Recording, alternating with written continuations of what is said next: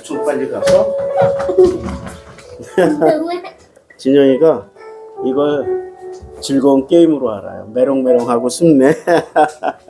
내가 아빠가 올 때 내가 딱 우리 진영이가 이거 보세요. 아빠 사랑해요라고 자기가 써야 됐는데 글씨 못 쓴다고 아빠한테 써달래. 아, 하나씩 불러주고 빠는 어떻게 쓰냐고 물어보고, 그 다음에 이게 전부 다 요거는 하트고 요건 파도래요. 파도. 네, 근데 네. 파도가 우측까지 흘러넘쳐가지고 많이 흘러. 가자. 그래 이제. 안돼 가자. 아이고 이제 내려서 이제 그랬어. 다 냈어. 그래 조금 더 해. 이거 더 필요해. 이게 더 필요해. 자 얘기해줘. 자. 진영이 집 시원하겠다. 아 시원하게. 그런데 어. 우리 집까지 파도가 와가지고 우리 집까지 파도가 와서. 근데 우리는 응. 집에 있어가지고 응. 괜찮았대요. 괜찮았어요. 아이고야. 이쪽 집에- 파도가 응. 이쪽 저희 집 응. 이쪽 꼭대기를 넘어가지고 이쪽까지 온 거예요. 꼭대기로 넣어서 간증했네. 그래가지고 이쪽 간증하고 하트는 있어요. 열 대가 있어요. 그래요. 좀 하트가 여기 문이 잠겨 있거든요. 이렇게 파도 하트가 안 잠겨 들어오게요. 있고 파도 안 들어오게. 그리고 집에 열대가 있거든요. 집에 열쇠가 있고. 그래 아바바바바바바. 잘했어. 이제 방어까지 하네. 완벽한 간증이다. 완벽한. 저는 무지개 날개가 좋아하고. 이거 마이크를 자꾸 잡으면 마이크가 이거 벗겨지지? 위험하지? 이제 장로님 비행기 한번 태워주세요. 비행기 한번 태워주세요. 비행기 한번 태워주세요. 진영이 저 정상 좀 한번 보여주시든지. 자, 아빠 승경해야 되는데 자. 일로 와. 아이고야. 아이. 어쩌면은 제가 세상에서 제일 행복한 설교자입니다. 예. 이걸 제가 이 세상을 살면서 기독교라는 단체의 도움을 많이 받은 건 사실이에요. 힘들고 어려울 때, 의지할 데 없을 때, 정말로 괴로울 때, 소리 줄여야죠.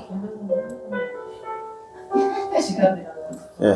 힘들고 어려울 때 의지할 수 없는 어떤 너무나도 어려운 상황일 때 그래도 내가 누군가에게 부르짖을 수 있는 대상이 있다라. 그리고 내가 어디에서든 힘들 때마다 가서 기도할 수 있는 그런 공간이 있다라는 거. 이런 종교심을 채울 수 있었던 곳이 교회예요. 그런데 교회를 다니면 다닐수록 몇 가지 의심이 드는 거예요. 예수가 하셨던 말씀대로 안 되어져 갈 때 의심이 시작됐어요. 예수가 하셨던 말씀 중에 첫 번째는 진리를 알지니 진리가 너희를 자유케 하리라.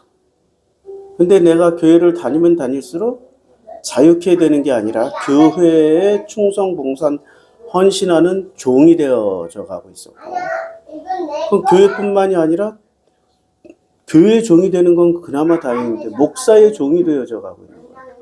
부목사 시절엔 담임 목사의 종이 되지 않으면 그거는 밥줄이 끊기는 일이에요. 두 번째 질문이 시작됐는데, 교회를 다니면 다닐수록 예수의 말씀과 달랐다. 영상 내가 지금 녹음 중이라 안 되고 어느 폰이든 하나 진영이가 말하는 대로 유튜브에서 하나 검색 좀 해주세요. 진영아, 제일 먼저 옥토넛? 옥토넷이 아니라 옥토넛 검색 좀 해서 좀 틀어주세요. 1시간만 틀어주면 될 거예요. 지금 영상만 틀어주면 쟤는 이제 조용하게 영상 볼 거예요. 두 번째, 예수의 말씀과 교회가 맞지 않는 것은 분명히 내가 읽은 성경에서는 하나님의 형상으로 사는 게 궁극적인 목적인데, 하나님의 형상은 전혀 가르쳐주지 않고 구원받는 걸 궁극적인 목적으로만 가르쳐주는 거예요. 천국 가는 거. 구원도 이 세상에서 살아가는 어떤 삶의 현재성이 아니라 죽어서 나가는 그런 하나님의 형상이 사라져버린 거예요. 아니, 하나님의 형상이 뭐지? 성경에서 제일 먼저 등장하는 게 하나님의 형상 아니에요.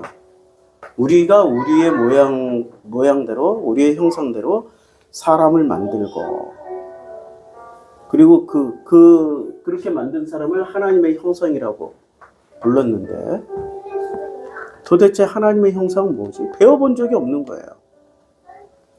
자유케 되지 못하고, 배워본 적이 없고, 교회를 다니면 다닐수록 수고하고 무거운 짐만 많아져요. 처음 교회 나올 때는 막 온 교인들이 잘해줘. 초신자 때문에.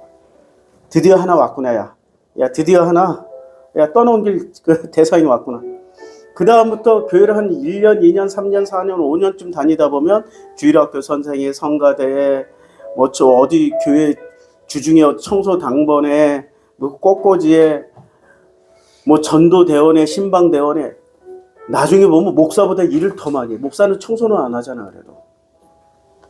그리고 목사는 전도 안 하잖아. 시켜먹지. 전도하라고. 나중에 뭐 선교대원에 하다 보면 수고하고 무거운 짐이 너무 많아져. 도대체 앞뒤가 안 맞는 거야. 예수가 하신 말씀과 내가 지금 현재 교회 생활을 하고 있는 이 모양과는 앞뒤가 맞지 않아요. 그래서 진짜로 어느 순간 진실하게 기도하게 되더라고요.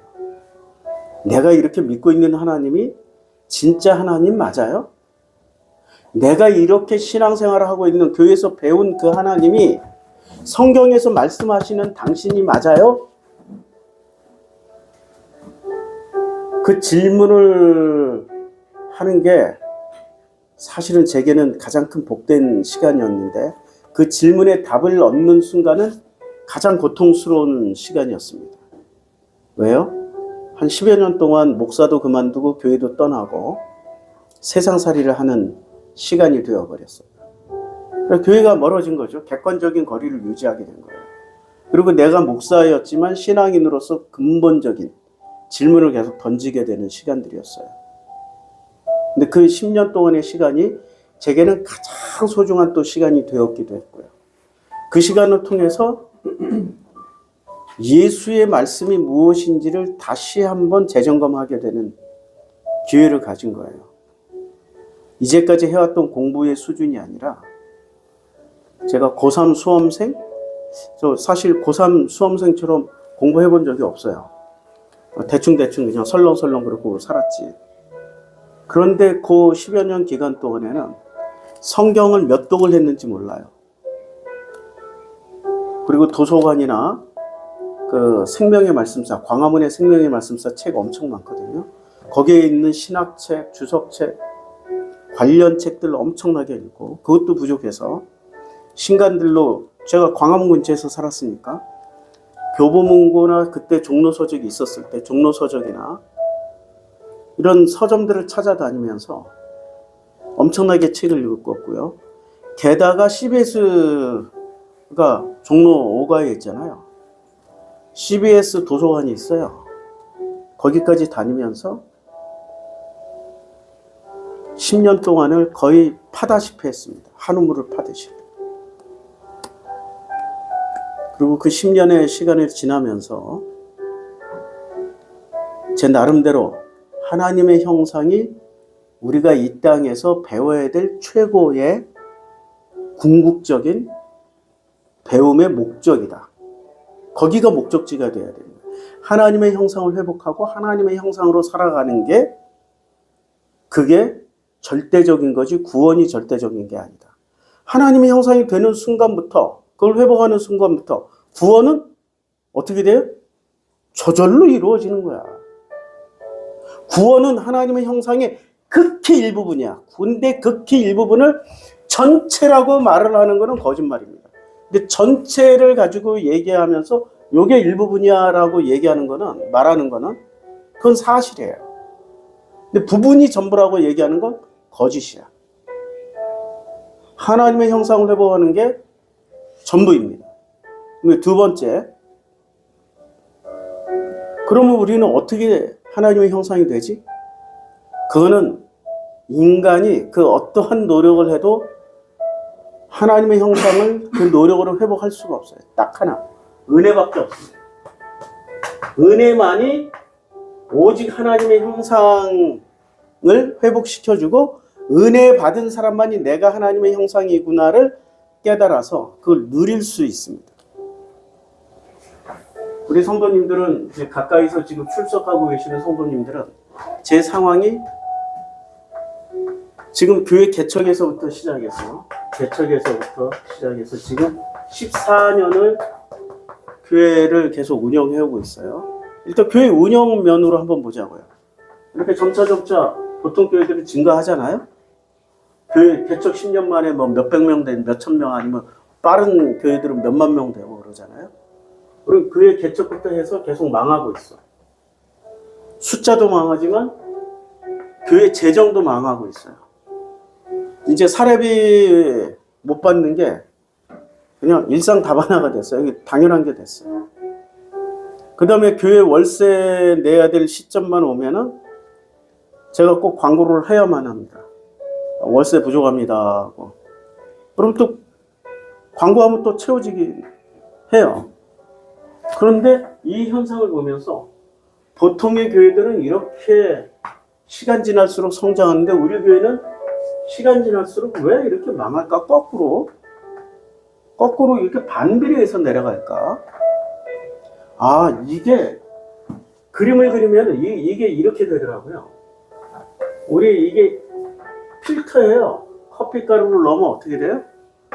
요게 뭐만 남아요? 가루 덩어리만 남고 뭐만 떨어져요? 액기스만 떨어지죠. 이 과정이구나. 이렇게 배워먹은 밑에서부터 성장만 배워먹은 성도들이 이 하락이라는 우리 프로슈크마이 교회에 와서 끝까지 견디고 살아남으면 껍데기는 여기에 남고 알맹이만 이렇게 쫙 모아지는 거야. 오늘 아침에 커피 내리면서 깨달았어요. 아침에 와서 내가 커피 내렸잖아. 우리 미국의 김준남 목사님이 커피 한 봉지를 원두로 선물로 가져오셨어요. 가져오셨으니까 한두 번 갈아 먹다가 내가 맨날 먹는 것도 아니고 집에서는. 그리고 갈아 먹는 것보다 사 먹는 게 더 맛있어 우리 동네는. 그리고 주로 사 먹지. 그래서 내가 한 일주일, 열흘 정도 가지고 있다. 내가 이거 왜 여기 가지고 있지? 아무리 선물이라도 이 좋은 거는 나눠 먹어야지 하고 가져오면서 아침에 커피를 내리라고 하니까 이게 생각나는 거야. 아, 우리 교회 프로슈크마이 교회는 깔때기구나. 아니 필터구나, 필터. 새 속의 찌꺼기는 그대로 남고 액기스, 이 떨어지는 액기스들을 뭐라고 불러요? 커피. 이렇게 딱 모아지는 커피를 하나님의 형상이라고 부르는 겁니다. 이 상태가 하나님의 형상이에요. 껍데기는 남고 알맹이는 가라. 야, 신동엽의 시입니다. 오늘 설교 내용이 이런 내용이에요, 지금. 설교 내용이, 자, 24장 1절을 한번 보세요. 24장 1절 이렇게 시작합니다. 아브라함이 나이가 많았어요. 늙었어요. 몇 살에 돌아가셨어요? 176세에 돌아가셨어요. 이렇게 76년이 지난 거예요. 이삭을 낳고 76년이 지났어요. 여호와께서 그에게 범사의 복을 주셨어요. 그러니까 바로 23장에 보면 이게 24장 1절이고요. 23장 1절에는 사라가 127세를 살았어요. 이것이 곧 사라가 누린 횟수예요. 그러니까 37년 지난 거야. 사라는 90세에 이삭을 낳았으니까 37년 지난 거야. 근데 아브라함이 나이가 많아 늙어버렸어요. 늙었어요. 이 늙은 이 상태가 늙은 상태가 곧 돌아가실 상태는 아니에요. 24장에서 잘 보면 이게 좀 이상해. 아브라함이 나이가 많아 늙었는데 25장에 가서는 아브라함이 후처를 맞이하였으니 그의 이름은 그두라예요. 후처를 맞이하고 6 아들을 낳아요. 그러니까 이게 뭔가 이게 24장과 25장이 바뀐 것 같아. 근데 25장에 아브라함이 후처를 맞이하였으니 그의 이름은 그두라라. 그가 시므란과 욕산과 무단과 미디안과 이스박과 수아를 낳고 욕산은 스바 드단을 낳았으며 드단의 자손 아스르 족속과 느두스 족속과 루미 족속이며 이런 식으로 그의 나이가 높고 늙어서 아브라함의 향년 175세라. 175세에 돌아가셨네. 175세. 아니 175세 맞죠? 175세. 그러니까 사라 이후로 몇 년을 더 살고 가셨어요? 사라는 127세를 살았으니까 37년. 그리고 아브라함은 175세를 살았어요. 향년 175세니까 몇 살을 더 살다 가신 거예요? 45년을 더 살다 가신 거예요. 사라는 127세에 갔고 175세니까 45년 더 살다 가면서 45년 동안 이렇게 많이 낳은 거예요. 그러면 이 장면이 어디로 들어가야 돼요? 24장에 나와야 된다고. 24장에 이 장면부터 나오는 게 아니라 뭐부터 나와요? 아브라함이 나이가 많아 늙었고 여호와께서 그에게 범사를 주었어요. 그래서 24장 내용은 뭐예요? 24장 내용은 이거예요. 하늘의 하나님 여호와께 나를 내 아버지의 집과 내 고향의 땅에서 떠나게 하시고 내게 말씀하시면 내게 명사해.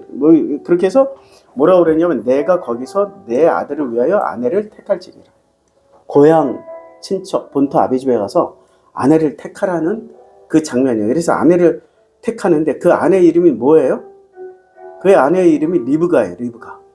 리브가를 택해가지고 가져오는 거예요. 데려오는 거야. 근데 이 리브가 내용이 어디로 갔냐면 잘 보세요. 24장 60 되게 길어요.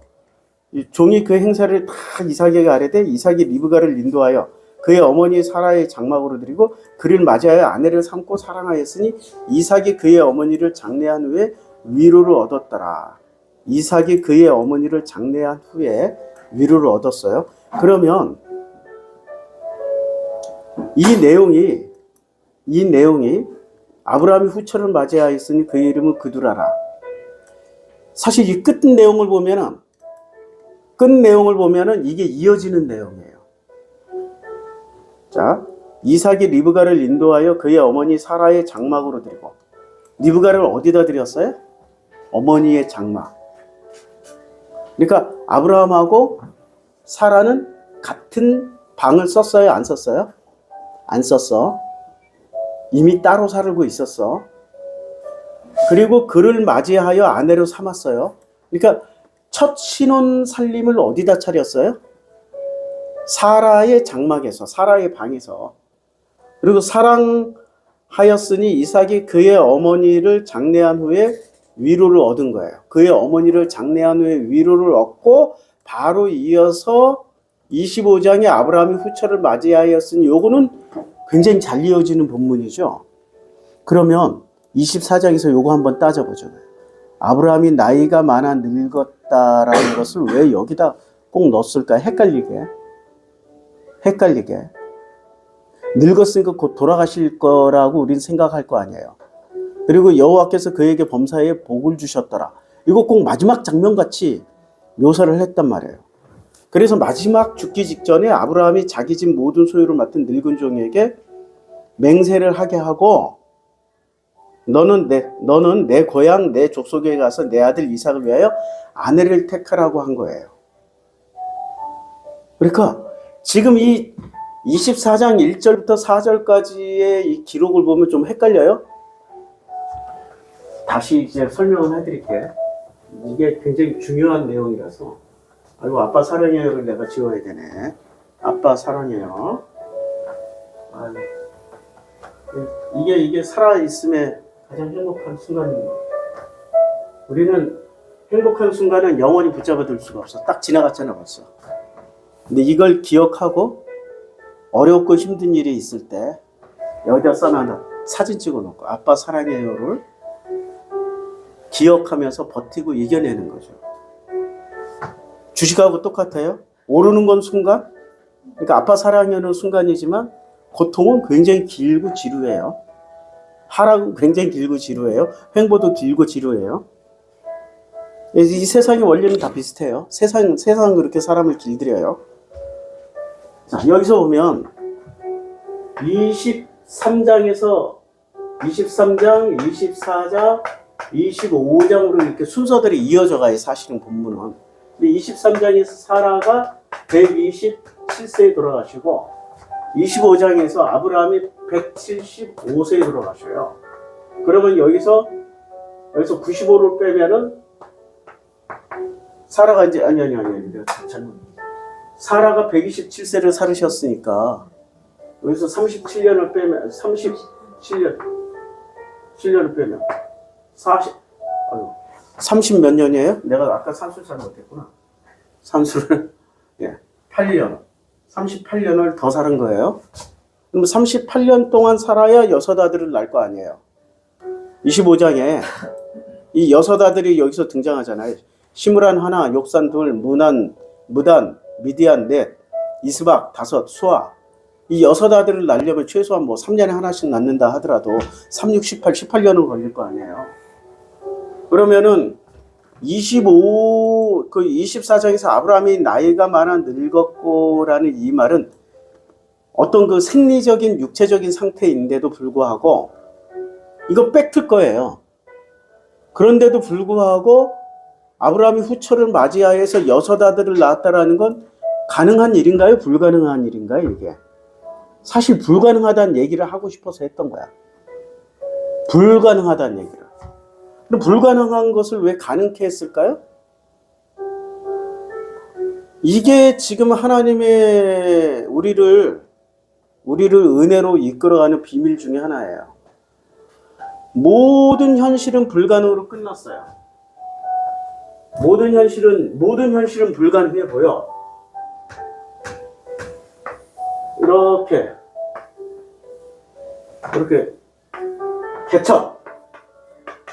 개척해서 이게 성장이라고 보면 우리 교회는 프로슈크마의 교회는 우하향으로 계속 내려갔고 이 세속교회는 우상향으로 내려갔어. 우리는 지금 여기서 개척해서 14년 동안 성장을 못하고 14년 동안 성장을 못하고 우하향으로 내려왔어요. 그래서 여기에 모여있는 성도들은 수없이 바뀌었어. 이게 뭐야 하면서 어디로 가요? 뭐 각자 알아서 갔겠지. 자기 은혜대로 갔겠지. 근데 결국에는 요 상태로 남았어. 요 상태로 남아있는 이 분들이 나중에 시간 지나고 나서 보니까 이 안에 필터가 있었던 거예요. 뭐가 똑똑 떨어져요. 그래서 한 컵 분량에 딱 뭐가 쏟아졌어. 겨우 요 한 컵도 안 돼. 14년 동안 쌓아놓은 건데 겨우 나온 건 한 컵이야. 이 한 컵이 어떻게 된다고요? 이 한 컵이 이 세상을 변화시키거나 아니면 나를 변화시키거나 내 가족을 변화시키거나 내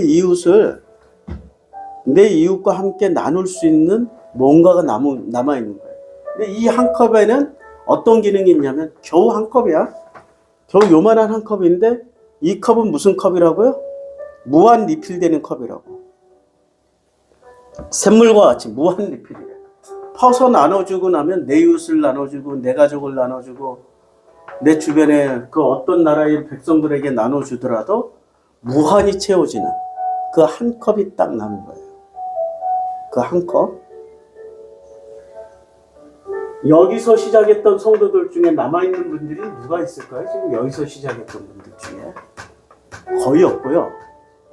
지금 우리 윤 장로님 부부 좀 남아있어요. 김금희 윤 장로님, 윤석훈 장로님. 요 정도 남아있고 거의 지금 없어요. 그리고 인터넷 성도님들 중에서는 아르헨티나 성도님들 초창기에 몇몇 분들이 남아있어요. 여기 에케스가 떨어지고 있는 거죠. 자, 요때 모였던 사람들은 100세 이전에 아브라함. 뭐 이렇게 한번 생각해 보자고요. 요때가 한 150세, 요때가 이제 마지막에 175세쯤 되는 거죠. 175세. 이렇게 되는 거죠. 그러고 났더니 누가 나왔어요? 이삭이 나오고 야곱이 나와.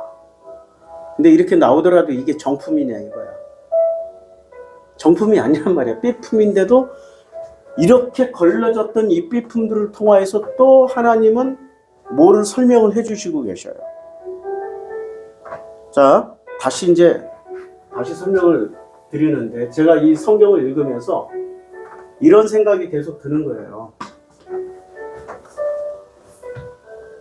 26장 1절에 보니까 아브라함 때 첫 흉년이 들었어요. 근데 26장 1절에 또 뭐가 소환이 돼요?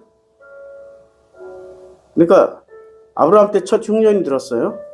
그리고 왜 아브라함 때 첫 흉년이 들어요?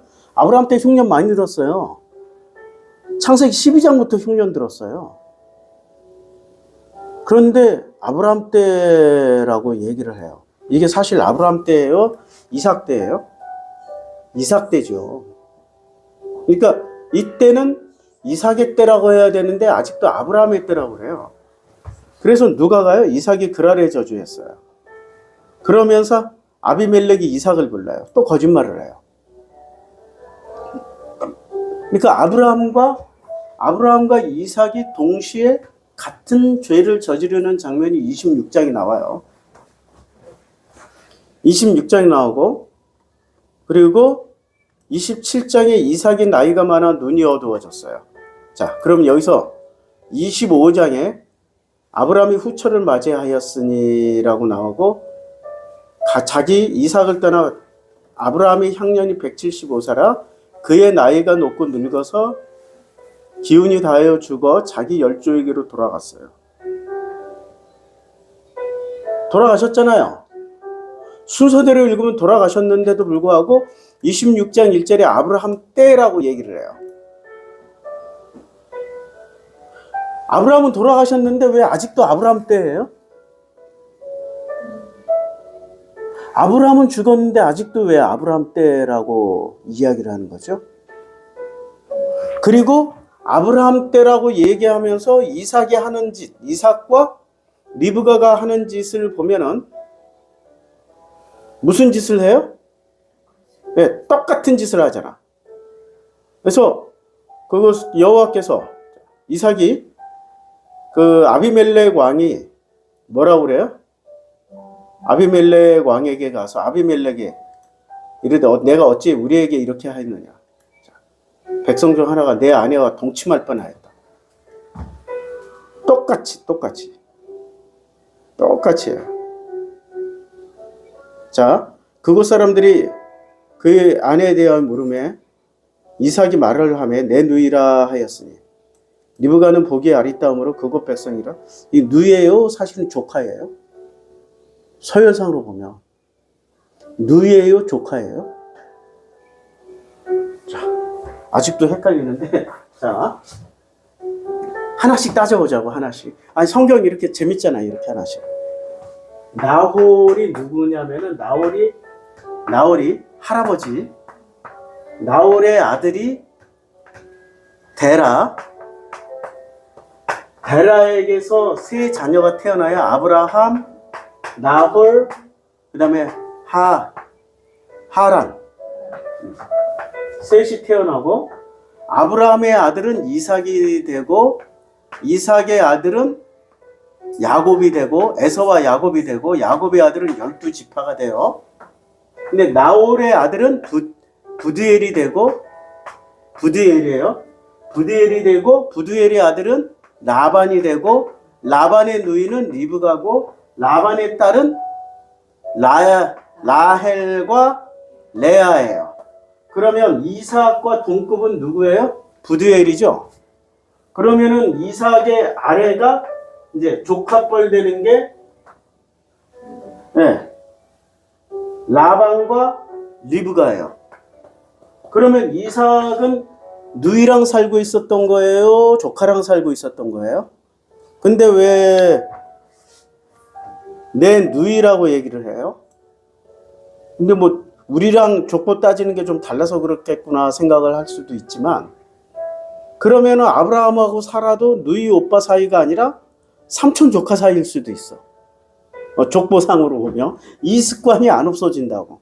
그러면 야곱은 누구랑 결혼을 해요? 야곱과 동급은 리브가예요. 근데 라반의 딸들과 결혼하니까 조카랑 또 결혼하는 거야. 여긴 서열이 이렇게 돼. 이 집안은. 자, 다시 이제 요 족보 해결했죠? 그럼 누이 아니고 뭐예요? 조카라고. 그러니까 누이라고 말하는 것도 거짓말인데 조카를 누이라고 말하는 것은 더 큰 거짓말이죠. 이 집안은 왜 이러죠?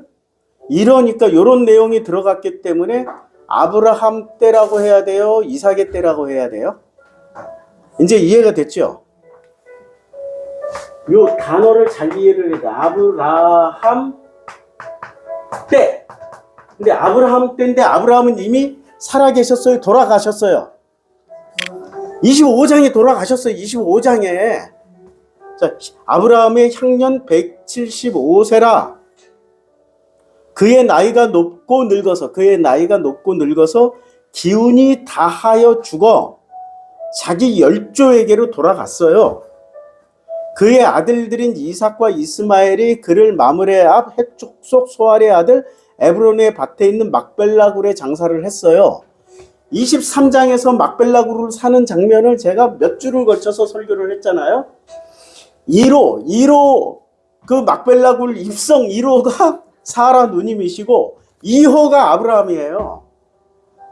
만약에 이 굴에 막벨라라는 무덤의 상징성을 두고 있다면은 제일 먼저 열조에게 돌아간 1호는 누가 되는 거예요? 사라가 되는 거죠. 2호가 아브라함이 되는 거예요. 여성이 먼저 들어간다니까요. 성경을 가만히 보면 여성이 먼저인 경우가 굉장히 많아요. 그리고 여성이 굉장히 중요한 자리. 왜 이럴까를 생각해 보면은 우리가 성경의 근본, 그러니까 성경에서 성경 읽는 사람들이 아니 왜 자꾸 그 여성을 폄하하고 무시하지? 이게 고대 중근동 사막 지역에서 일어났던 그 문화 문명을 가지고 해석을 하려고 그러니까 어거지로 해석해서 그래요. 성경 내용으로 해석을 하고 사는 게 아니야. 자, 창세기 3장에 보면 창세기 3장이 뭐라고 말씀하시냐면 여자에게 이르시되 내게 임신하는 고통을 크게 더해. 무슨 고통이요? 임신하는 고통이에요? 애 낳는 해산의 고통이에요? 아니 우리 해산의 고통이 먼저라고 생각하잖아. 근데 여기는 해산의 고통이라고 그래요? 임신하는 고통이라고 그래요? 내가 수고하고 자식을 낳을 거야 그냥. 자식을 낳는 거는 고통이 아니고 수고한다라고 해. 수고했어. 고생했어. 이 정도고 진짜 고통은 뭐예요? 임신하는 고통이야. 아브라함이 76세에 떠나서 여기서 175세에 돌아가셔요. 그리고 그가 76세부터 시작해서 거의 99년을 어떻게 살아요? 이 압축의 과정을 사는 거죠. 이 필터링. 마지막 남겨놓고 간 게 뭐예요? 이삭을 남겨놨죠. 그럼 이삭은 엑기스니까 하나님의 형상이니까 완벽해야 되잖아요. 완벽해요? 아브라함의 때를 살아요? 여기 이게 굉장히 중요한 거야. 우리 프로슈크마이 교회가 지난 14년 동안은 이렇게 살았어도 결국엔 태어난 거는 이 엑기스가 나왔으니까 완전 정품이야라고 착각하지 마. 은혜가 안 덮이면은 도로 무슨 짓을 해요? 근데 이삭이처럼 아비멜렉이 가서 또 거짓말을 하더라도 그건 하나님 물어요, 안 물어요? 그게 은혜를. 요때 무슨 차이가 있어? 행동은 이 세상 사람들이나 프로슈크마이 교회 성도님들이랑 똑같지만 뭐가 달라? 은혜가 덮였어. 묻지도 따지지도 않아. 엄청난 차이죠? 이걸 알게 되는 거야, 이걸 아는 것과 모르는 것은 무슨 차이가 있어요? 하늘과 땅 차이가 있는 거예요. 이걸 아는 거는 하늘과 땅 차이가 있는 거라고. 어마어마한 차이가 있는 거예요. 자, 이제 하나씩 뭔가 아구가 맞아가죠? 이해가 되는 거예요. 이해가. 그래서 다시 임신하는 고통. 그러면 자, 아브라함이 76세까지는 임신하는 고통이었어요? 맨날 그냥 해산하는 고통으로만 살았어요? 해산하려고 노력만 했어. 해산하려고. 근데 이거 포기하고 76년부터 요 100세까지 100세부터 175세까지 요 과정을 살아가는 게 요 한 방울의 이삭을 낳기 위해서 한 방울의 이삭을 낳는 수고가 더 커요. 지금 여기서 76세 그러니까 99년을 살아가는 이 임신한 이 한 방울을 낳게 한 방울을 떨어뜨리기 위해서 살아갔던 이 삶의 여정이 더 커요. 그러니까 임신하는 고통이라는 것은 무슨 뜻이야? 이 삶의 여정이야. 삶의 여정. 이제 이해가 되죠? 삶의 여정이. 이걸 왜 여자한테 줬어요? 여자 상징적으로 아니 생물학적으로도 여성이 임신해서 해산을 해야 되니까. 남자는 옆에서 지켜볼 뿐이야. 씨를 뿌리고 지켜보는 거야. 너무 힘들면 손 한번 잡아주고 막 힘내라 힘내라 같이 울어주고 하는 거. 이거밖에 없어. 실제 온몸으로 겪는 것은 누구예요? 그러면 이런 경우에 아브라함은 남자예요, 여자예요? 이런 경우에 아브라함이라는 존재는 남자가 되는 거야, 여자가 되는 거야? 아담이야, 하와야? 하와의 역할을 하게 되는 거라고. 하와의 역할. 그런데 생물학적으로는 남자잖아. 생물학적으로는 남자니까 이걸 대변해주는, 이걸 낳는다라고 할 때는 사람들이 믿어요, 안 믿어요? 안 믿겠지. 그래서 언제나 누가 전면에 나서요? 여자를 전면에 내세운다고. 좀 복잡한 구조 같은데 단순해. 못 알아먹고 이해를 못하고 오해를 할 것 같으니까 언제나 여자를 통해서 표현을 해버린 거야. 실제 일은 인간. 그러니까 하와라는 여자는 실제는 창조주에 해당하는 존재예요? 아니면 피조물에 해당되는 존재예요? 인간은 모두가 피조물이잖아. 남자 여자 할 것 없이. 그러니까 우린 인간은 전부 다 누구의 역할을 하는 거야? 하와. 뭐를 해야 돼? 임신하는 고통을. 그냥 해산하는 고통. 자식 낳는 거는 수고야. 내가 수고하고 자식을 낳을 거야. 이 정도고 자식을 낳는 거는 순간이야. 그런데 그 자식을 낳기까지는 보통은 뱃속에 한 10개월 넣고 있잖아요. 근데 하나님의 뱃속에 몇 년 들어가 있어요? 내 평생이 들어가 있는 거야. 하나님의 뱃속에 하나님의 여자는 아니지만 이제 이해가 되는 거죠. 요 구절 하나 이해하는데도 이렇게 오랜 시간이 걸렸어. 10년 전에 이런 거 이해할 수 있었겠어요? 10년 전에 아무리 설명해도 이해 못해요. 지금 아리까리 할 거야. 아리까리. 근데 수고하고 자식을 낳을 것이며 너는 누구를 원해? 남자를 원하고 남자는 너를 다스릴 것이야. 이러면 이럴 때 내가 애를 요 한 방울의 엑기스를 낳는데 이 남자들이 어떻게 돼? 출산하는 과정에서 대신해서 내 배를 갈라줄 수도 없고. 남자들은 뭐를 해? 씨만 뿌리고 옆에서 뭐 이렇게 손잡아주고 같이 울어주고 힘내라 힘내라 우리 하나님 도와주세요 살려주세요 뭐 요 정도밖에 안 하잖아. 그러면 하나님이 어떤 역할을 해요? 성령이 하시는 역할. 내 대신해서 막 적을 물리쳐주고 다 이겨주시고 해요? 남자의 역할이라고 생각하면 적을 물리치고 이기고 애를 낳고 하는 건 전부 누가 해? 피조물인 우리 인간이 하고 하나님은 어떻게 옆에서 씨를 뿌려주시는 거야. 그 씨가 뭐야? 생명의 양식, 말씀의 씨. 말씀이라고만 생각하면은 이게 또 오해가 많아. 말씀만 성경만 드립다 대고 읽으면 생명의 양식 처먹었다고. 그거 조연주 장로가 보여줬잖아. 성경 백독사관학교 세워가지고 그 CTS인가 CBS에서 그렇게 열심히 하던 사람이 신천지 2단으로 넘어가서 그냥 신천지의 브레인이 돼버렸잖아요. 아무리 읽어도 그건 생명의 양식으로 읽은 게 아니야. 뭐를 읽었어요? 교리의 양식으로 읽었지. 생명의 양식은 단어 하나, 단 한 줄, 그냥 단 한 페이지, 한 구절만으로도 확 거듭나버려요. 꽃을 피운다고 생명의 양식은. 그러니까 생명의 양식으로 먹어야 되는데 생명의 양식으로 먹지 못하고 이제까지 전부 뭐로 먹었다는 얘기예요? 사악한 양식으로 먹은 거야. 그러니까 아무리 먹어도 빼빼 마르고 허무하고 공허하고 흑암이 깊은 곳에 있으면서 살 수밖에 없어. 그러니까 남편은 원하지만 야 남편 이 새끼야 네가 다 해줘. 그래서 지금 남편은 어떻게 해? 말씀 하나 주고 씨앗 하나 뿌리고 옆에서 지켜보는 것밖에 없다니까. 지켜보고 뭐를 해줘? 근데 남자가 하는 역할이 뭐가 있어요? 남자가 하는 역할이 뭐가 있어? 예수가 말했잖아. 야, 내일 이루야여 무엇을 먹을까? 무엇을 마실까? 무엇을 입을까? 염려해? 염려하지 마. 그건 누가 해줘? 남자가 다 해줘. 남자가. 우리가 여자라면은 내가 죽기 살기로 노력을 해서 벌어먹고 살아야 돼요. 아니면 내가 죽기 살기로 노력해서 벌어먹고 살면 대개 남자들은 뭐해?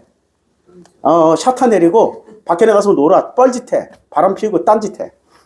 건강하면은 밖에 나가서 낚시질이나 하고 있고 좀 삐뚤어져 있으면 앞에서는 샤타 내리고 막 운전해주고 다 해주지만 뒤에 가서 여자가 하나둘이 아니야. 그러니까 남편을 원하고 남편은 너를 이렇게 이때 남편은 건강한 남자예요? 이거 불안정한 남자예요? 굉장히 건강한 남자죠. 건강한 남자니까 어떻게 해줘요? 먹을 거 입을 거 다 해결해줘. 여자들은 일을 안 시킨다고 먹고 마시고 자고 입고 하는 걸 다 해결을 해줘. 그러면 우리는 뭐만 하면 돼? 요 시간을 견디어내기만 하면 돼. 견디어내면은 누가 다 해줘요? 하나님이 해주신다고 그랬잖아. 근데 이거 믿음이 없으니까 아직도 안 와닿죠. 믿음이 없으니까. 믿음이 있으면은, 그렇게 해주겠구나. 할렐루야. 아직 내가 도시빈민으로 태어나서 20살까지 34번을 이사 다녔어요. 그 중에 절반은 어디로 이사 다녔는지 잊어버렸고, 나도 모르는 2박 3일짜리 집, 한 달짜리 집, 석 달짜리 집은 기억도 안 나. 최소한은 1년 이상 사는 집만 기억을 하는데 그것만 이렇게 세어봐도 34번이야. 얼마나 많이 이사 다녔어. 근데 그렇게 이사를 다닐 때 만약에 내 어린 마음에 어떻게 내 의식주를 해결할까? 어떻게 먹고 살까? 나는 이상하게 그런 걱정 단 1도 안 했어. 하나님이 알아서 먹여주고 재워주고 입혀주시고 살려주시겠지. 지금까지 아버지랑 살 때는 육신의 아버지랑 살 때는 밥 많이 굶었는데 내가 독립하고 나서 한 끼도 굶은 적이 없어. 심지어는 사례비를 안 받아도 어떻게 밥은 먹고 살아. 이번에 우리 가스비를 잘못 측정을 했는지 한꺼번에 50만 원이 넘게 나왔어요. 현금이 없어가지고 못 내고 있어요. 20일까지 그거 안 내면 12일까지 내일 오늘이 며칠이에요? 14일이네. 15일까지 내일까지 안 내면 가스 끊고 무슨 예치금을 몇십만 원을 넣어야 되고 이런 문자가 왔어요. 최 여사도 나한테 계속 압박을 가해. 빨리 내라고 빨리 내라고. 나 현금 없어서 못 내. 카드 같으면 긁어서 하겠는데 이거 현금 계좌야. 바로 현금 들어가야 돼. 현금 없어서 못 내.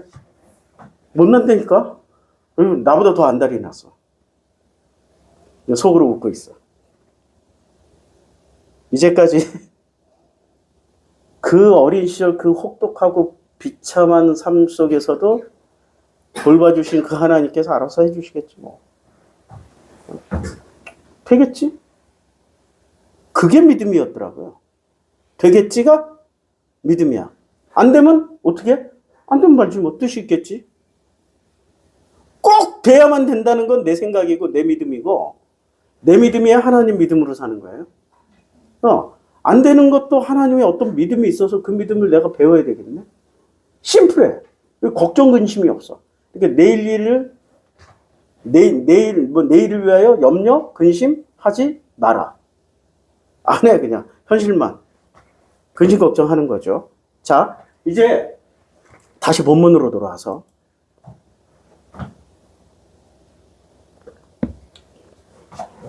그의 아들들인 이삭과 이스마엘이 그를 마므레와 헷족 소알의 아들 에브론의 밭에 있는 막벨라굴에 장사를 했어요. 1호 입성자가 사라 누님이시고 2호가 누구셔요? 우리 아브라함 형님이 되십니다. 이게 이제 25장, 그래서 막벨라굴의 장사가 됐어요. 이것은 아브라함이 헷족 속에게서 산 밭이라. 그런데 1호 기준으로 해서 말하지 않고 아브라함과 그의 아내 사라가 거기에 장사되니라.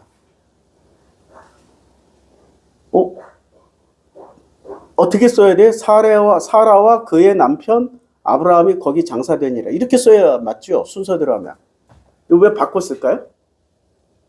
지금 성경은 지금 뭘 말하려고 그래? 여자는 상징적으로 피조물, 남자는 상징적으로 뭐 성령님이시나 무슨 하나님이시나 이거 상징이잖아. 창조주. 그러면은 창조주가 먼저 들어가 있어야 되는 거죠. 그래야 그 안에 들어오는 모든 후손들은 다 창조주 품으로 가는 거 아니야. 그래서 바꿔버린 거예요.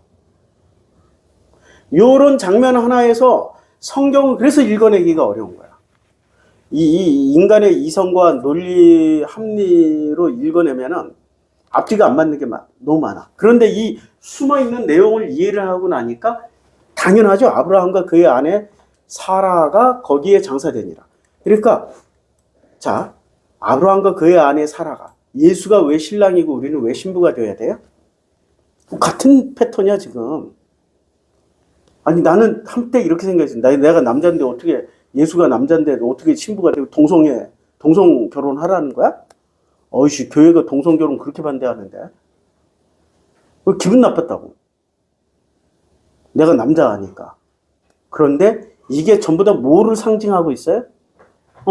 예수, 아브라함, 남자 이 패턴은 예수 계열이고 여자, 하와, 피조물은 우리 사람 패턴이라고. 이렇게 둘이 만나서 결혼해야 뭐가 돼? 결혼해야 99%, 99년을 같이 살면서 뭐가 돼요? 마지막 한 방울을 남기고 가게 된다고. 근데 이 마지막 한 방울조차도 이삭의 때를 살아요? 아브라함의 때를 살다가 이삭으로 죽어요? 아브라함의 때를 살다가 이삭으로 죽는다고. 그러니까 이삭이도 또 만들어지는데 또 몇십 년 걸리겠죠? 그리고 뭐를 낳아요? 에서와 야곱을 낳아요. 둘을 낳아요. 그런데 리브가는 뭐를 선택했어요? 리브가는 뭐를 선택했어? 야곱이를 선택해버렸잖아. 근데 이 야곱이는 오늘 놀라운 패턴으로 가보게 됩니다. 자, 우리는 제가 성경을 이렇게 읽다 보니까 참 성경에 숨겨져 있는 기가 막힌 것들이 너무 많은데 우린 그런 거 다 빼내고 확 건너뛰어 버려가지고 성경의 일부분, 극히 일부분. 성경이 이만큼이라면 이만큼이 아니라 이 온 우주죠. 근데 성경의 요만큼 부분을 알고 요거 하나 붙잡고 이걸 전부라고 외치고 있는 이런 사람들의 뒤만 따라다녀. 이 나머지는 어떻게 하고? 이게 전부인데? 그쵸? 이게 전부예요, 이게. 그러니까 그 엉터리 같은 사람들 따라가면 안 돼. 자, 아브라함이 나이가 많아. 이제 한 14장 1절 읽어나갔는데, 제일 중요한 거. 내용은 다 아니까. 자, 가나안, 이 지방, 가나안 족속의 딸 중에서 내 아들을 위하여 아내를 택하지 말고, 내 고향, 내 족속에게로 가서 내 아들 이삭을 위하여 아내를 택하라. 이러면은, 거기가 신앙심이 좋고, 여기는 이 무신론자, 이 범신론자, 이 우상숭배자들의 땅이기 때문에, 이런 식으로 설명했죠? 그 말이 맞을까요? 그런 식으로 믿고 싶은 거지. 해석이 안 되니까.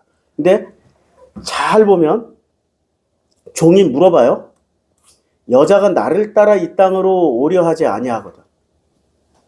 그러니까 여자가 나를 따라 이 땅으로 오지 아니하면 주인의 아들을 주인이 나오신 땅으로 인도해.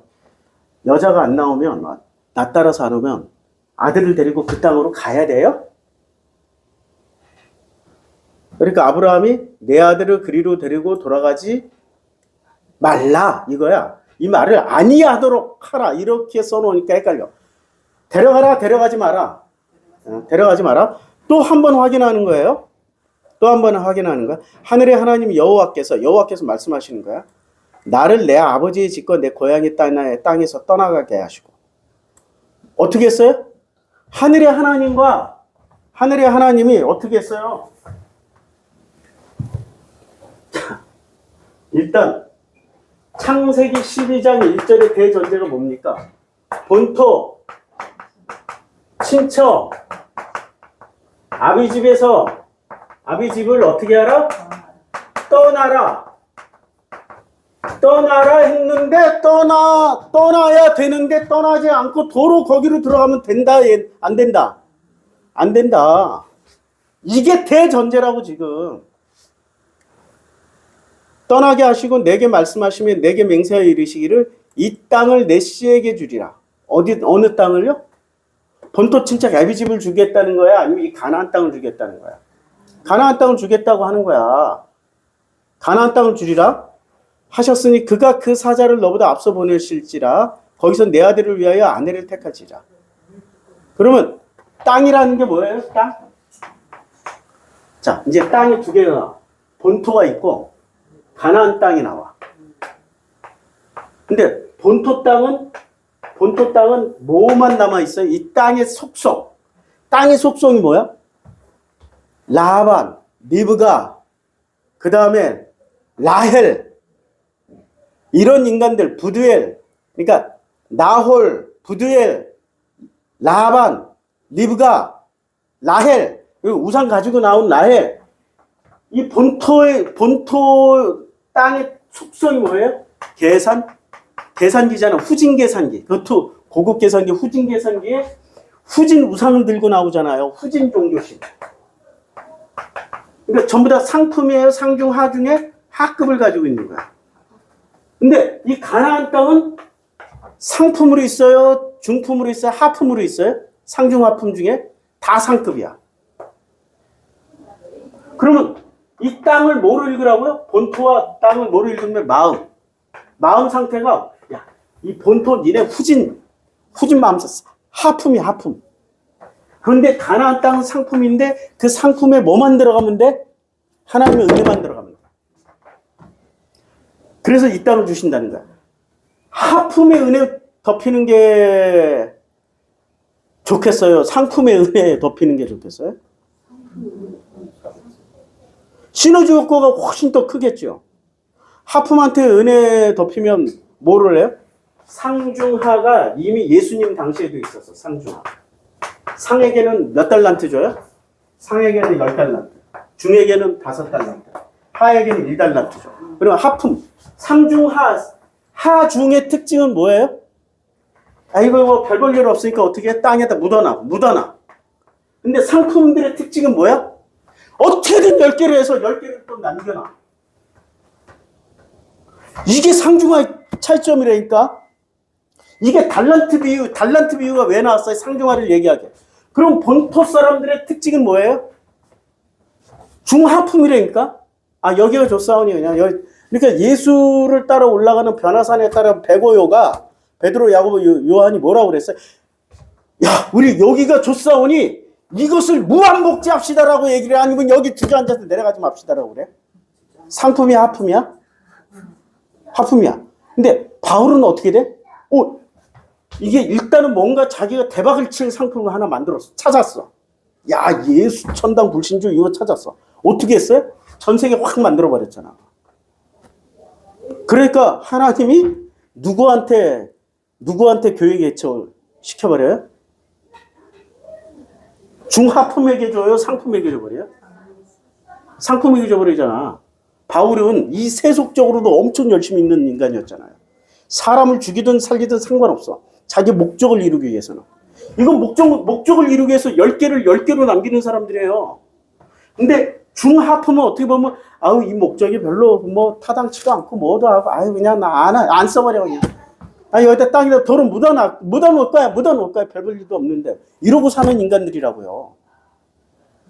어떻게 보면 이 사람들이 훨씬 더 훌륭하죠. 하품들이. 그쵸? 근데 하나님 보시기에 어떻게 해요? 어디에 은혜가 덮여야 진짜 효율적으로 정말로 하나님의 뜻을 제대로 이루겠냐고. 그거 보는 거지, 그거. 이거는 진짜 세속적인 계산인데 꼭 이런 식은 아니더라도 하품에도 은혜가 덮이면 노자가 돼요. 하품에 은혜가 덮이면 노자로 표현돼. 장자로 표현돼. 내가 나비였는지 내가 나비가 나였는지 내가 모르겠더라. 뭐 그렇게 열심히 살아. 장자쯤 되지. 노자는 어디쯤 되냐면 노자는 상품쯤 돼. 노자하고 장자가 또 달라. 노자는 열심히 사는 것을 적극 권장해. 적극. 10개 받았어? 그럼 10개 남겨. 장자는 10개 받았어? 그 10개가 너야 나비야? 그냥 묻어두고 뭐 공수래 공수가 뭐 공짜로 그 공손으로 가는 거야 뭐 이렇게. 장자하고 노자는 같은 걸 말하는 것처럼 보이지만 그 과정은 완전히 다릅니다. 근데 하나님은 그 과정을 지금 얘기하고 있는 거라고. 자, 다시 아내를 택할지니라. 자, 만일 여자가 너를 따라와 오려고 하지 아니하면 어떻게 돼요? 오직 내 아들을 데리고 그리로 가라 마라. 그럼 여기서 지금 24장에서 핵심은 여자를 지금 데려왔다라는 게 핵심이잖아요. 24장의 핵심은 여자를 데려오는 게 핵심이에요. 아들을 그리로 보내지 말라는 게 핵심이에요. 아니, 여자를 데려오고 아들을 어떻게 하라고? 여자가 오든 말든. 아니, 여자 못 오도 좋아. 여자가 안 오려고 하면은 그냥 없는 걸로 치고 어떻게? 도로 데려가지 마. 떠났는데 다시 갈 수는 없지. 안 그래? 지금 그 말이야. 어떻게 내가 그 본토 친척 애비 집을 떠났는데 내가 왜 그리로 다시 내 아들을 보내? 떠났는데 다시 갈 수는 없지. 그 말이에요, 그 말. 우리가 지금 종교를 떠났잖아요. 떠났는데 다시 갈 수는 없잖아. 다시 가서 또 노예살이 하시겠어요? 차라리 가지 마. 그냥 이 땅에서 나 혼자 조용하게 하나님 은혜로 살으라고. 이게 핵심이야. 지금 24장의 핵심은 뭐라고? 떠났는데 다시 보낼 수는 없지. 그리고 본인이 다시 갈 수는 없잖아. 그거야. 떠났는데 다시 갈 수는 없지. 이에 그 종이 이에 그의 주인 아브라함의 허벅지 아래에 손을 넣고 이 일에 대하여 그 일에 맹세했어요. 그럼 맹세한 게 반드시 여자를 데려오겠다는 맹세예요? 반드시 이 아들을 그리로 안 보내겠다는 맹세예요? 이게 중요한 거야, 지금. 이게 중요한 거라고. 자, 창세기 12장 1절 한번 보자고요. 창세기 12장 1절에 아브라함과 13장이네. 여호와께서 아브라함에게 이르시되 너는 너의 고향과 친척과 아버지 집을 떠나. 뭐라고 했어요? 떠나라고 그랬어. 떠나서 몇 년을 살았어요? 지금 이게 몇 년째 이게 99년 떠나서 99년 본토 친척 애비 집에서 76년을 살았고 나머지 99년은 떠나서 살았어. 그럼 떠나서 살아보니 본토 친척 애비 집 그 땅이 좋았는지 떠나서 살았던 이 땅이 좋았는지는 본인이 판단할 거 아니에요. 누가? 아브라함이 판단을 했어. 아브라함이 판단을 했더니 결론이 어떻게 됐어요? 고향을 그리워해요? 아니면 지금 살고 있는 이 땅이 훨씬 더 좋아요? 이 땅이 훨씬 더 좋은 거야. 그래서 22장에서, 아니 23장에서 사라가 죽었을 때 어떻게 그 해쪽 속에 그 모든 계산기를 어떻게 했어요? 다 받아들이고 고개 숙이고 다 받아들인 거야. 지금 라반 같으면 그렇게 하겠어요? 400세겔? 미쳤어 내가? 응? 라반은 그럴 거 아니에요. 그러니까 이 본토 친척 애비 집의 계산기를 버린 거예요? 안 버린 거예요? 아브라함은 버린 거야. 그거 보여준 거야. 일관되게 뭐를 보여줘? 나는 본토 친척 아비 집을 떠난 사람이야. 그 습성까지도 다 버렸어. 은 400세겔이면 바가지를 써도 뭐 1000배, 10,000배 바가지를 쓴 거지. 겨우 땅 그 굴 하나 사는데. 그러니까 어떻게 그 은 400세겔을 주면서도 다 이렇게 고개 숙이면서 모든 예를 다 갖춰서 그렇습니다. 내가 그렇습니다. 이렇게 계속 그 해쪽 속에 절을 하잖아요. 하나님의 은혜는요, 세속에서 이루어지지 이 세속을 완전히 떠나가지고 지들끼리 모여있는 기독교인들 사이에서 이루어지는 게 아니야. 왜? 하나님이 기독교인들만의 세상을 창조하신 게 아니라 이 세상을 창조하셨기 때문에. 그래서 이 세상하고 어떻게 어울려서 살아라고 말씀하시잖아요. 근데 어울려서 살 때 어떻게 어울려서 사는 게 제일 좋아요?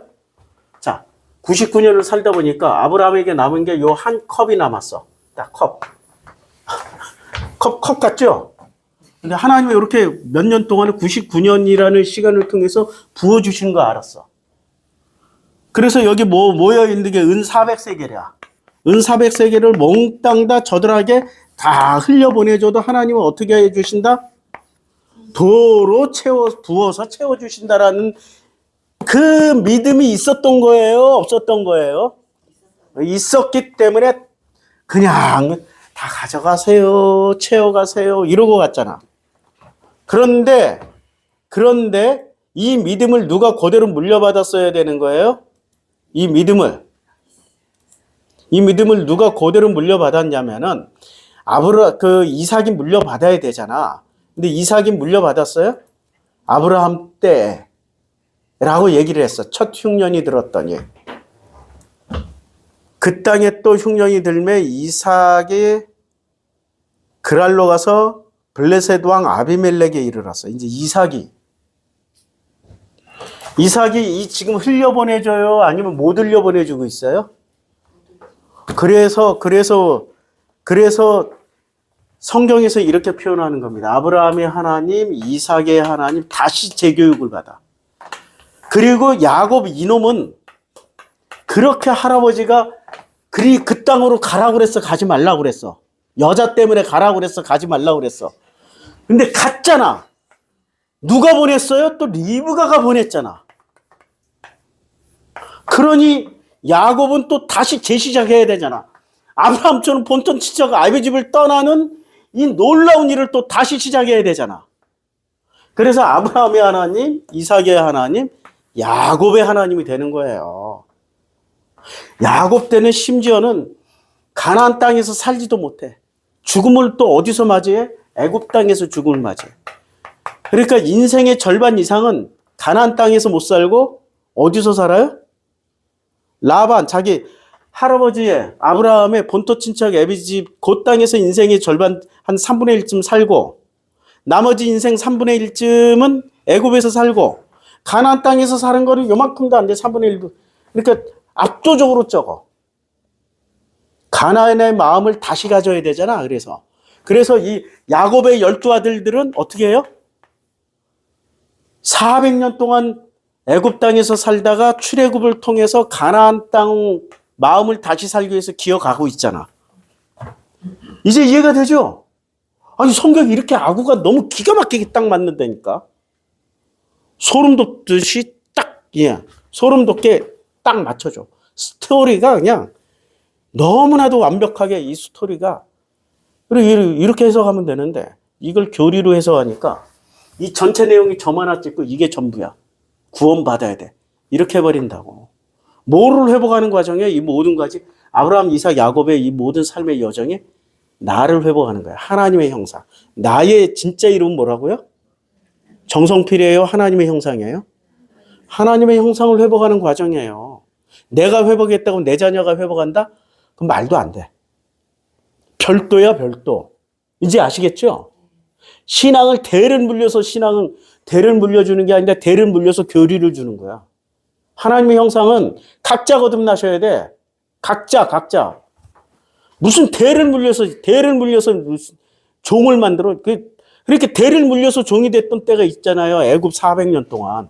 대를 물려서 종이 돼버렸잖아. 왜? 야곱 형님이 가나안 땅에 마음을 둘 길이 없으니까 자꾸 그냥 본토 친척 애비 집에 가서 마음 두다가 애굽 땅에다 마음 두고 가나안의 마음을 회복을 못한 거죠.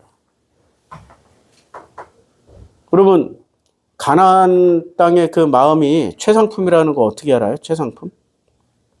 성경은 무섭도록 정확하게 얘기해 줍니다.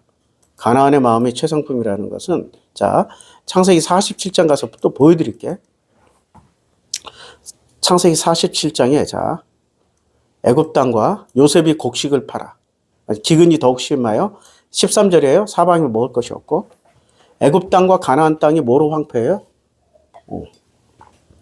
애굽 땅과 가나안 땅이 기근으로 황폐해요.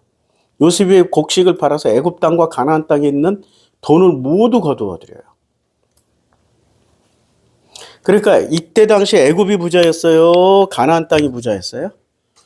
덩치로 보면 애굽이 훨씬 부자일 것처럼 여겨지잖아요. 근데 실제로는 누가 부자였어요? 가나안 땅에 왜 해족속들의 땅, 해족속들이 있었으니까 평균 자, 한때 중국이 컸어요? 일본이 컸어요? 네, 경제 규모는 30년 전에 일본이 압도적으로 전 세계 사실상 1위였어. 그때 중국은 부지기수로 굶어 죽었어. 덩치로 비교할 게 아니라니까. 덩치로. 가나안 땅도 마찬가지예요. 덩치는 작지만 여기는 어떤 사람들이 모여 있어요? 세속적으로 보면 최상품. 그래서 애굽 땅에는 거인이 존재했어요? 존재하지 않았어요? 그러니까 애굽 땅에 거인이 없다니까. 그런데 그 조그만 가나안 땅에는 거인이 득식을. 자, 월드컵 해. 지금 월드컵. 일본은 이미 20년 전부터 연구를 했어요. 야, 우리에게 맞는 축구라는 게 그러니까 유럽에서 생긴 거잖아요. 그리고 일본은 축구보다 어디에 더 집중을 했어요? 야구. 그래서 일본은 자기네 야구 스타일을 만들어서 스몰 야구라고. 미국의 메이저리그는 빅리그잖아. 때렸다면 홈런이야. 근데 일본 야구는 스몰 야구, 번트 치고 도루하고 막 작전에 작전 막 짜가지고 막 점수 내는 그 스몰 야구로 발전을 시켰어요. 이렇게 자기네 특화를 시킨 거야. 머리가 좋은 거지. 근데 축구를 해보니까 안 되는 거야. 그래서 연구를 했어요. 잉글랜드 축구를 할까? 이탈리아식 축구를 할까?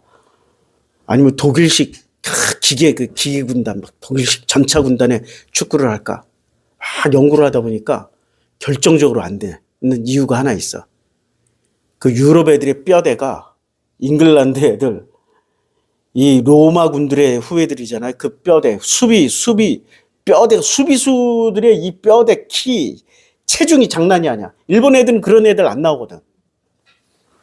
독일 애들이 그 전차식 그걸 하려고 왔더니 기계처럼 착착착착 돌아가는 걸 하려고 그랬더니 체력이 안 돼. 그러니까 얘네들이 좌절에 빠졌다가 스페인을 딱 보니까 스페인 애들은 키가 안 커요. 스페인 애들은. 자기네하고 체구가 비슷한데 세계 챔피언도 했잖아. 월드컵 우승도 하고. 스페인식의 전략 전술을 도입한 거예요. 그래서 걔네들은 티키타카. 주고받고 스페인을 벤치마킹해서 20년 동안 세팅해 놓은 거야. 그런데 문제는 대형 스트라이커가, 스페인의 대형 스트라이커 누구 혹시 이름 아세요? 없어. 대형 스트라이커가 안 나와. 시스템은 잘 만들어졌지만, 그러니까 스페인은 한때 세계 우승할 때 스트라이커 없이 미드필더만으로 골 넣는 희한한 시스템으로 우승을 했어요. 유로파 리그. 이게 20년 전 얘기예요. 그걸 도입한 거예요. 그리고 일본의 최대의 고민은 천재가 안 나오는 거야. 시스템은 만들었는데 천재가 없어. 근데 한국은 시스템이 어떤 감독은 수비 축구했다. 어떤 감독은 공격 축구했다가 어떤 감독은 그냥 빵 축구했다가 전략이 일관되지가 않아. 그런데 한국에는 뭐가 나와요? 천재들이 나오는 거야. 이상해. 여기 이 땅은 이상해. 천재들이. 지금 뛰고 있는 우리는 황인범을 천재라고 생각한 적이 없는데, 오영규를 천재라고 생각한 적이 없는데, 아니 뚜껑을 열어보니까 우리는 이강인, 손흥민, 김민재 정도가 천재라고 생각했는데, 아니 황인범 천재가 나왔네. 오영규 천재가 나왔네. 그 다음에 또 어떤 놈이 천재로 나올지 모르는 거야. 천재 있는 팀이 이겨요? 시스템 잘 돼 있는 놈이 이겨요? 천재 있는데다 운까지 붙으면 무조건 이겨. 근데 김승규라는 천재가 또 나왔네. 김승규 또 제1리그에서 뛰잖아요. 아니 평상시에 100을 했는데 그날 하루만큼은 평상시에 1000을 하는 거야. 10배를. 3명이서 10배를 해버리니까 질 수 있겠어요? 못 지는 거지. 무조건 이기는 거지. 요번에 그럴 것 같아. 요번에 뭔가 거대한 기운이 한반도로 들어오고 있어요. 그 기운을 뭐로 표현하고 있냐면 천재들로 표현하는 거예요. 이 땅에는 놀랍게도 세계적인 천재들이 나옵니다. 참 놀라운 땅이에요. 자, 이게 가나안 땅의 포지션이야. 가나안은 어떤 데라고요? 덩치 상관없어. 돈이 얼마나 많으냐 상관없어. 수비수가 천재 수비수가 나올 수 있다라는 거 뭐가 나와야 돼요? 일본에서는 천재 공격수는 아니 아직까지 못 나왔어. 천재 미드필더는 나올 수 있을지 몰라도 뭐는 절대 나올 수 없다. 수비수는 못 나와. 왜요? 골격 자체가 안 된다니까. 유럽 애들하고 부딪혀가지고 유럽 애들이 깨져나가야 돼. 몸과 몸끼리 부딪혀야 되는데 일본 애들은 뼈가 그냥 부러진다고. 근데 우리나라에는 가끔 그런 거 튀어나와. 차들이. 유럽 애들하고 몸 탁 부딪히면 누가 뼈가 부러져요? 아니 어떻게 아시아인이 유럽 애들하고 부딪혔는데 유럽 애들이 뼈가 부러져. 그리고 그 아버지가 천재잖아. 야, 이 한반도는 정말 신기해요. 그러니까 가나안 땅이 그런 땅이야. 여기에 만약에 하나님의 은혜가 입히면 어떻게 돼요? 본래 하나님의 목적, 가나안 땅에 이스라엘 백성을 집어넣고 그 땅에서 하나님의 은혜로 뭔가를 만들어내려고 그랬는데 그것들이 불량품이야. 원래 불량품이야. 그래서 제대로 됐어요? 한 번도 하나님을 숭배한 적이 없어요. 입술로는 하나님을 부르짖고 하나님을 경외한다고 그랬지만 실제로는 누구를 믿고 누구에게 부르짖고 누구를 경외했어요? 바알, 아세라, 아세돗, 몰렉 이런 거. 근데 이 땅에서는 온갖 잡탕을 다 우겨놓고 뒤죽박죽해서 미신을 만들어내도 언제나 누구를 찾아요? 이름은 뭐 삼신 할매를 찾고 뭐를 찾고 해도 근본은 뭐를 찾고 있어요? 하나님과 하나님의 형상을 찾고 있는 땅이 돼버린 거예요. 이번에 뭔가 느낌이 왔어요. 이게 이제 대전환의 시작이구나. 전 세계인들이 한국으로 몰려올 것이고 한국 사람을 옛날에 40년, 50년 전에 우리 한국에 애들끼리 가다가 내가 어렸을 때 애들끼리 가다가 백인 사람을 보잖아요. 와, 기분이 너무 좋아. 미국 사람 봤다 너무 기분 좋아. 미국 사람 본 것만으로도 기분 좋았다니까. 지금이 전 세계가 한국 사람을 보면 딱 그 느낌일 거야 아마. 우리가 40, 50년 전에 미국인, 그러니까 유럽은 다 미국인이잖아. 그런데 지금 나가면은 이게 동양인은 전부 누구라고 불러요? 중국인. 30년 전에는 동양인은 전부 누구라고 불렀어요? 일본인. 지금은 중국인. 그러면 이제부터는 아시아인이 나가면 전부 뭐라고 부르겠어요? 한국인. 근데 중국인과 일본인과 한국인은 비슷하지만 확실히 달라. 딱 10분만 같이 있어 보면 한국인이구나, 중국인이구나, 일본인인 걸 확 구분이 날 거야. 이제 그 정도 수준이 될 때까지 아마 하나님이 들어서 쓰실 것 같아요. 들어서 쓰시는데 다시 이 어려운 시절에 저 개인적으로도 굉장히 어렵고 교회적으로도 어렵고 다 어려운데 다시 이 환상을 봅니다. 성장, 시간. 대부분의 교회는 여기서부터 시작해서 이렇게 우상향으로 가지만 우리 교회는 어떻게 됐어요? 여기 우하향으로 이렇게 내려왔어. 그런데 이 목적이 뭐라고요? 이게 전부 다 99세의 아브라함을 만든 삶의 여정. 이게 삶의 자리라고 그래요. 삶의 자리를 살아낸 사람들이 온몸을 짜내서 한 방울을 떡 떨어뜨리면 그 한 방울이 정품이 나오는 게 아니라 은혜에 덮인 하나님의 형상이 나와. 이게 물론 이삭이 같은 불량품이 나올 수도 있어. 그러나 하나님의 은혜에 덮였기 때문에 이삭의 특징이 뭐예요? 종짓그릇인데 계속해서 땅을 파면 우물이 나오고 땅을 파면 물이 나오고 이리 가라 그러면 저리 가고 저리 가면 요리 가라 그러고 요리 가면 저리 가고 뭐를 해도 뭐가 돼요 안 돼요? 뭐를 해도 돼. 걱정하지 말라고. 그 정도의 수준으로 이끌 겁니다. 이걸 바꾸면 대한민국이 그동안 대한민국 5,000년, 반만년의 역사가 5,000년의 역사가 이렇게 하나님이 만들어서 이제 드디어 엑기스가 나옵니다. 그 엑기스를 이번에 월드컵 때 뭐로 표현해요? 아리랑이라고 표현해요. 아리랑. 아리랑이 되면 이런 놀라운 일이 벌어질 걸로 기대합니다. 기도하겠습니다. 아버지 하나님, 아브라함의 인생을 통하여서 야곱의 인생을 통하여서 이삭의 인생을 통해서 우리를 보게 됩니다. 우리에게 은혜를 주시고 우리를 온전케 해주신 그 아버지의 은혜를 기대합니다. 예수님의 이름으로 기도드렸습니다. 아멘. 이것도 꺼야 돼요. 봐봐요. 제가 가요.